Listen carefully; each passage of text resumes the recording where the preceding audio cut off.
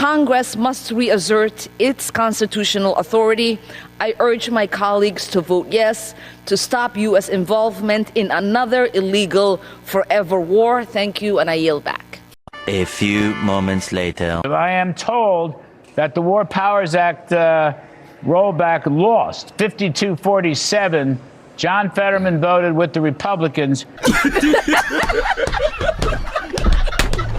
So today marks a major political defeat for what we'll call the Third World Caucus, for lack of a better term, although I really think that's the perfect term to give these people.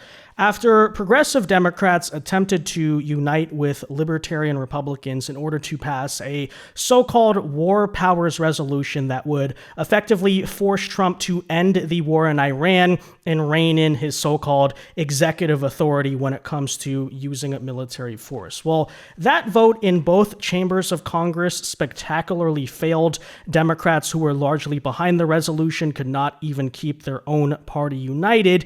And really, I have 2 points to make about the outcome here. First and foremost, these people can officially stop whining about congressional authorization and calling this an illegal war.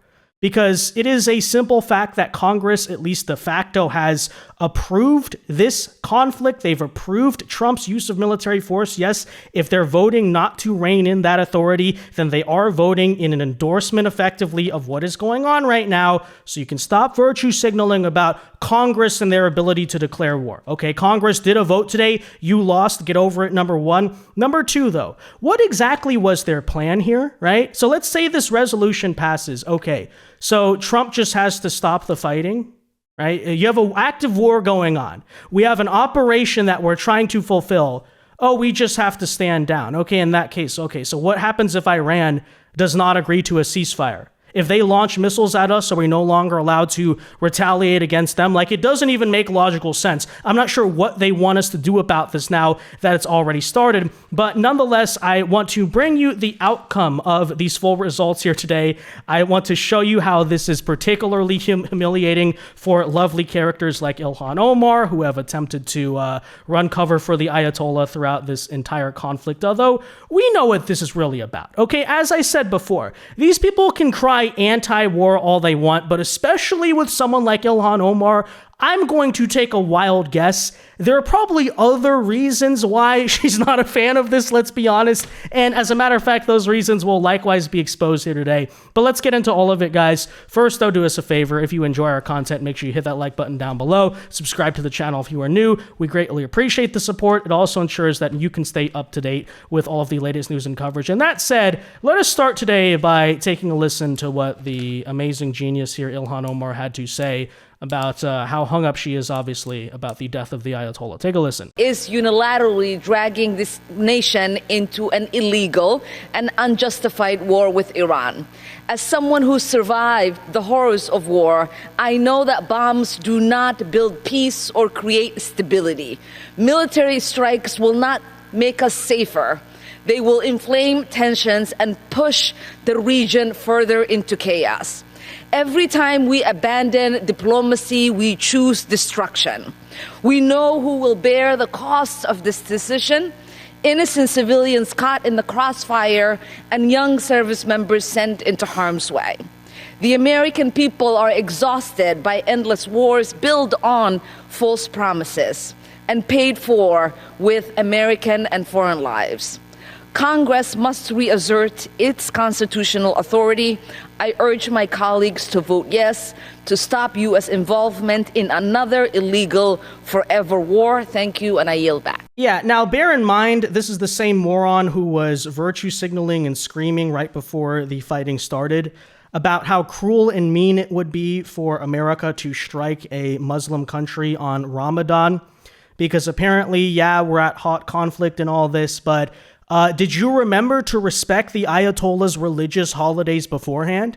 I mean, just what a ridiculous response. And of course, she got fact-checked for lying about this because she tried to claim that, well, we did the same thing during Iraq. Even, by the way, given the fact that Saddam Hussein was not a Muslim leader. He was a Ba'athist secular leader, but whatever, right? She tried to claim, oh, we invaded Iraq during Ramadan. That wasn't even true, but the point overall is what? Yeah, we have to respect the Ayatollah's religious holidays here, guys, which was a ridiculous stance to be had to begin with. But again, I'm sure as it pertains to Iran, Ilhan Omar is just genuinely interested about America first here, right? She totally cares about America to begin with, by the way, and forever wars and all of this. She definitely does not have another ulterior motive as to why she's so obsessed with not taking out the Ayatollah or something like that.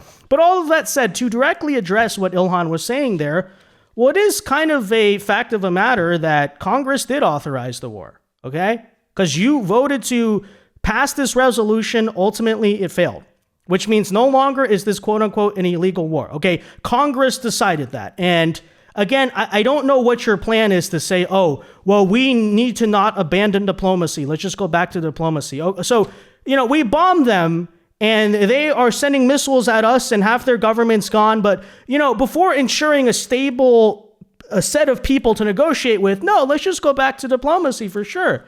And if they just shoot missiles at us, well, no, let's just beg for diplomacy or like, what a stupid way to conduct foreign policy. But again, it's the same person who said we shouldn't launch military operations on Ramadan because we should be respectful of the religious customs of the enemy, right? Because they're so respectful of ours, by the way. Yeah.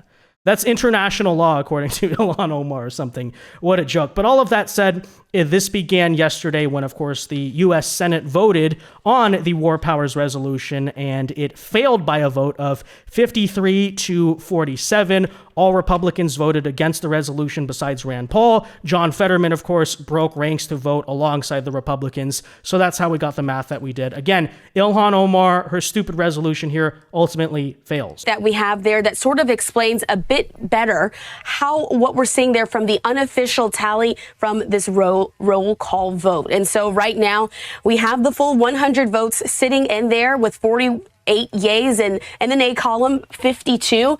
This has been expected at this point. I did want to let you know that the Senate is voting there as on this Democratic-led Iran War Powers Resolution that calls for congressional approval for military action against Iran. It's pretty toxic for a Democrat to say I happen to agree with the president on really anything at this point. But again, find someone that opposes this, saying they've all said we can never allow Iran to acquire a nuclear bomb. Then what's your, and that seems like that's happening. Why can't you just acknowledge that's a good thing? Why not? No. Why can't? Why can't you just say that? It's like, this is 47 years. It's like sanctions and treaties and all kinds of other negotiations and everything. Nothing's worked, and that's the case. So why can't we all just say the world is safer and it's more just now because of that? What this happens? You don't have to agree on everything, but it's like, yes, I'm the only Democrat because I'm not afraid of my base to just say, you know what, this was overall a good thing. You don't have to agree on everything. So I'm going to be honest. So, why can't you just acknowledge that one of the most evil people on the face of the earth was erased? That's a good thing. Now, of course, as you could expect, progressive Democrats are up in arms. They are fuming over the fact that Fetterman broke ranks and they failed to achieve even party unity on this resolution. As a matter of fact, Mehdi Hassan, who is a just radical, annoying, crazy leftist commentator, sent his very own reporter to try to grill Fetterman on this. And take a look at what happens next, because I think it really does just summarize the stupidity and honestly annoyingness. Let me just say, they're just freaking annoying about the whole war, because you're about to hear a lot of dumb arguments about international law, international waters, which is immediately how you can just not take this person seriously, okay? Because they're basically citing things that don't really exist, but take a listen. Hey there, Senator. How you doing? I was wondering what you made of the Department of War's sinking of an Iranian naval ship today. Oh, I want to offer condolences to your boss. I know he's all broke up about the Ayatollah. And we just reported a humanitarian loss, sir. He's very anti-Israel, and I'm very pro-Israel. So we can agree and disagree on things. Sure. Do you think it's okay for the U.S. to bomb an Iranian naval ship in international waters? I think the world's better that he's dead now, and I think it's a good thing now that Iran will never acquire a nuclear bomb. What about the naval ship today, though? Really have much else to have that, and if they think it's a good idea to have a nuclear bomb, really disagree on that. Is it okay for the U.S. to bomb naval ships without a declaration of war, though? I'm sorry, I support killing the Iranian leadership. Yeah, so I guess this is their new current thing to be upset about. These people obviously had nothing to say when Iran decided to randomly blow up a bunch of civilians in Muslim countries, by the way, Arab countries across the Middle East that were not Israel. They had nothing to say when even the Palestinian Authority came out to condemn Iran for randomly killing a bunch of Arabs. But really, the big issue here is that an American submarine sunk an Iranian naval ship in international waters. International waters, It's like, dude, are you freaking serious? Again, I'm going to say, first of all, anyone who, seriously is there to virtue signal constantly right now about international law or international waters, okay?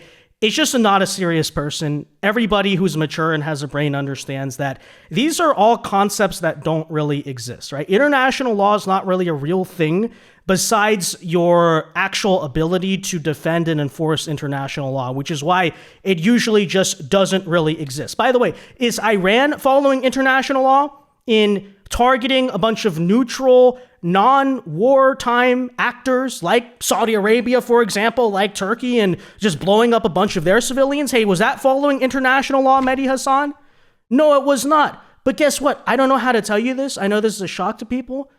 In times of war, okay, it doesn't matter what convention you're signing or whatever, okay?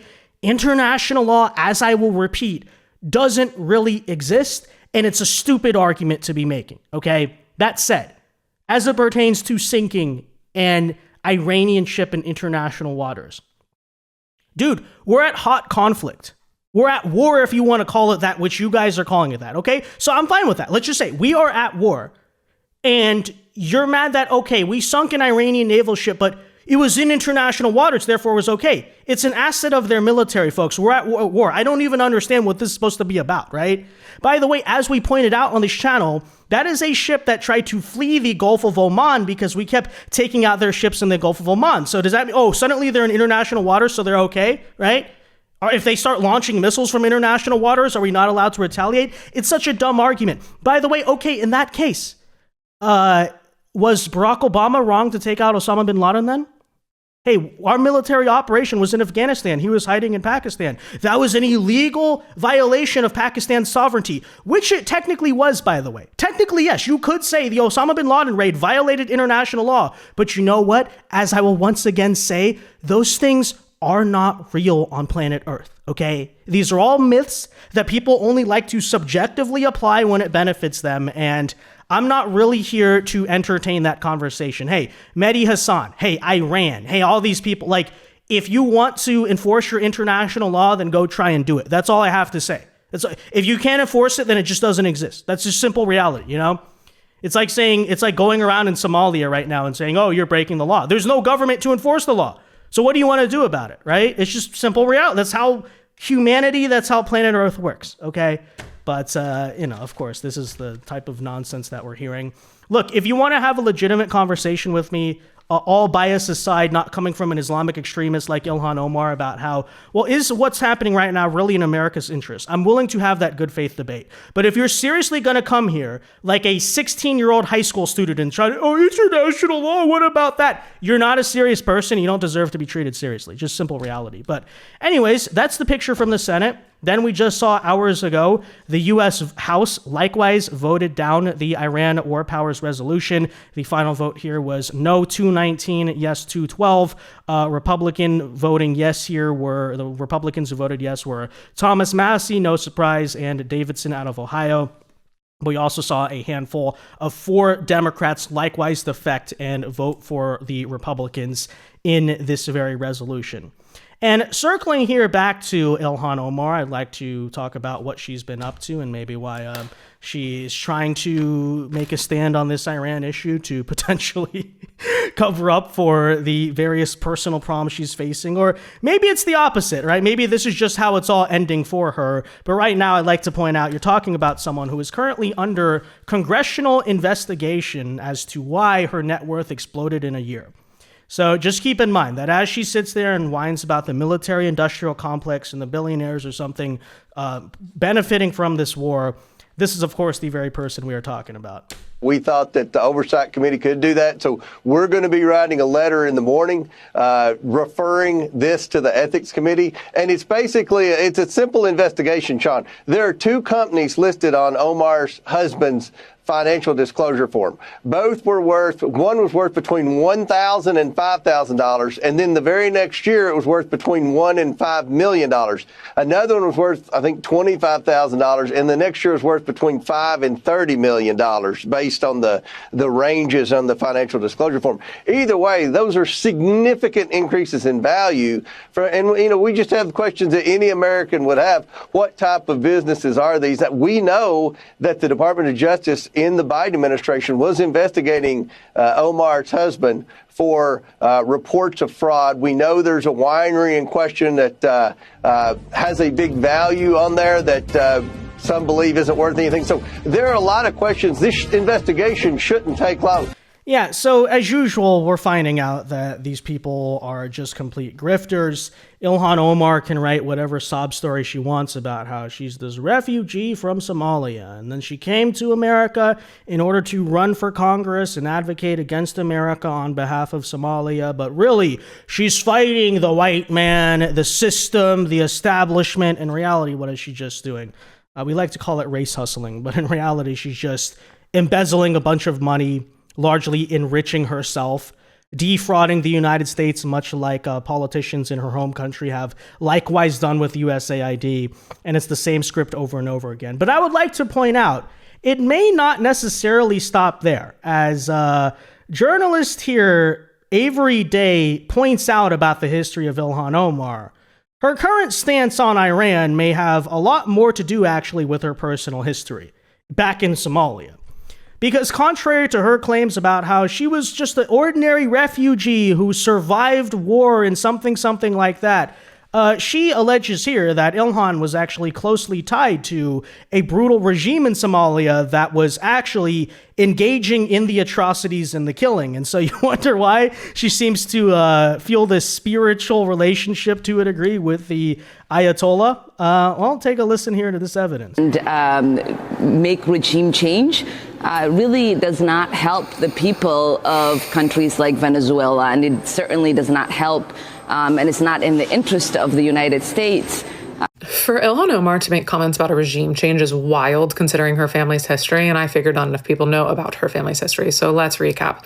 Her dad and her grandfather were both high-ranking military officials to the Bar regime, which killed over 200,000 people. They're most famous for the Isaac genocide, and they were like, it was the worst of the worst. Aerial bombings, executions, man-made famine. People massively suffered under this regime with the help of people like Ilhan Omar's family, who supported the regime and carried out this horror. Also, you want to know how Barr started out? As a socialist and then became a murderous dictator. I digress. They have family ties to this guy known as the Butcher of Hargeisa, and his whole shtick was kill all but the crows. So I don't know about you, but I've never been in public or at a public gathering with a butcher of people. So the suffering of the people of Somalia was so bad that there was a civil war and the regime was overthrown. Her family fled to first Kenya and then Minnesota, claiming they're like these asylum seekers, these poor people. No. They were fleeing to escape being held accountable for what they did. She was not oppressed. Her family, they were the oppressors. So for the Democratic Party to have her as a representative is insane to me. Like, that's who you want your party to represent. That's who you want to represent your party? Really? And the way that they've like rebranded her as, oh, this poor refugee. No, she wasn't a refugee of war. Her family created the war. Yeah, well, when you put it that way, I'm sure it all makes sense now, right? It makes perfect sense why she was so mad about toppling Maduro, why she's mourning so hard the death of the supreme leader, because not only was this woman a fraudster, a fake refugee, when you dig into her family's past, it turns out that, well, no matter how much she wants to virtue signal about progressive social democracy or whatever, in reality, right, where does she come from? Radical, brutal communist dictatorship. And it's not that she was fleeing. She was a part of the class that was in charge of that dictatorship, who got deposed in 1991. And as a result, were fleeing because they might, of course, be facing accountability. And then when you look at a radical communist over in Venezuela, when you look at I guess it's anti-Western Islamist in Iran, and why they have all these positions, why she holds all these stances. I guess it makes perfect sense. Here you're dealing with someone who is basically, I would argue, a foreign asset. Yeah, she should be denaturalized and deported. By the way, her entire family just straight up lied on their refugee and immigration applications. This is well established, but let's have her sit in Congress and virtue signaling. Yeah, her stance on Iran, guys, just totally sincere. No reason why she holds that position. Okay. All right, that said, guys, let me know your thoughts on this in the comment section down below. Be sure to leave a like on this video, subscribe to the channel if you are new, and until next time, God bless and peace.